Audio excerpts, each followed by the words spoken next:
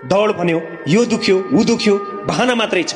जब तँभित्र बुद्धि नै थिएन भने यति ठुलो सपना किन देखिस्? किन देखिस् अनि किन देखाइस् झुटो सपना तेरो परिवारलाई? जब 5 रुपियाँको मेहनत गर्न नसक्ने पाजीले महिनाको लाखौं कमाउने सपना किन देखिस्, किन देखाइस्? सफलता र तेरो बीचमा दुईवटा कुरा छ, एउटा तेरो बहाना, अर्को तेरो सपना। जुन दिन तँलाई तेरो बहानाले जित्छ नि भाइ, त गइस खेर। जुन दिन तेरो सपनाले जित्छ त्यो दिन तसँग कुनै बहाना रहने छैन। दौडने कुद्ने मेहनत गर्ने केटाको हात खुट्टा नदुखेर लुडो खेल्नेको दुख्छ, क्यारम बोर्ड खेल्नेको दुख्छ।